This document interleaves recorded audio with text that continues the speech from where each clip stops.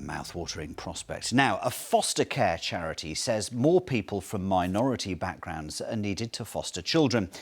It comes as figures show there's a disproportionate number of children from diverse backgrounds in care compared to the number of foster carers from the same backgrounds. The Fostering Network charity says keeping children within families of the same background is hugely important to their development. Claudia from Chinner in Oxfordshire was fostered for 5 years and now she regularly takes in children. And she told Sophia Seth why she thinks more people should come forward. I just always had that sort of interest and passion and desire to do it. And I remember being about 16 and getting all this information and filling out the forms. And then my mum just said, you do know you need to have your own house. And I was like, oh, okay. In her early 20s, Claudia and her husband started a foster. They took in 2 brothers, who in fact have been with them for over 11 years now. So initially we was told it's going to be 6 weeks, and then 6 months. And then obviously we made it into a long term. Foster care offers children and young people a safe, loving and nurturing home when they can't live with their birth families. That child could be there for a few weeks, months or long term. According to the Department for Education, latest data shows that 71% of children in care were white and 22% from ethnic minority backgrounds.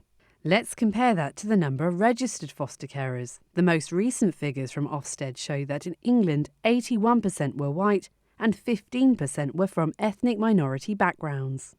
Within our community, there's this fear that there's going to be a lot of professionals such as the police or, constant social workers in and out of your house. I mean, I remember growing up and my mum says, make sure you don't bring any trouble to my door. And actually, the stories of how children end up in foster care, it's got nothing to do with the child. Most of the time, it is as simple as that parent could not manage and cope. And that fear is what stops people from even approaching the topic. Foster care charities have told me this disproportion means that in many instances a baby or young person from an ethnic minority is placed with a white family. Although Claudia believes any caring home for a child is a good thing, there are advantages to placing them with families of similar backgrounds. People like to say, I don't see skin colour. That's a lie. We do. Whether you like it or not, people don't understand. Stereotypes are something that are inherently in us. So already that child is going to be, whether they are aware of it or not, they are being treated in a particular way. So appearance, skin colour, their hair. Our hair is completely different. My hair is part of my identity, for it not to be looked after in a way that it needs to be looked after means that it can break, it gets damaged, you're ripping and stripping away parts of me. And that's what is happening to children that are not being looked after holistically. Charities agree. We should do everything that we can to make sure that they're also able to be cared for with their heritage and culture respected, and not just respected, but empowered and insured and made sure that it's celebrated. How do you feel that you could attract more foster carers from a diverse background? I think it comes down to the social care workforce, and I think that's about having social workers who are also from a diverse background, so when they're assessing and recruiting, they have a real understanding of these diverse communities and can relate to them and ensure that they become foster carers. I've got an array of collection of toys now, which I obviously... Claudia has faced a few struggles of her own looking after a 15-month-old white baby. I've had to do my research.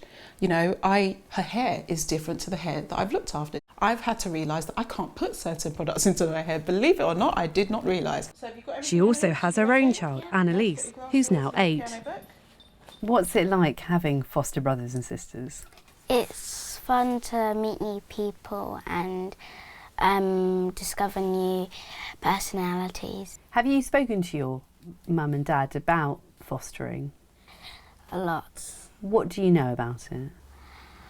Well, it's when you're just inviting someone into your home and making them basically a part of your family. And what do you think about it? I like it.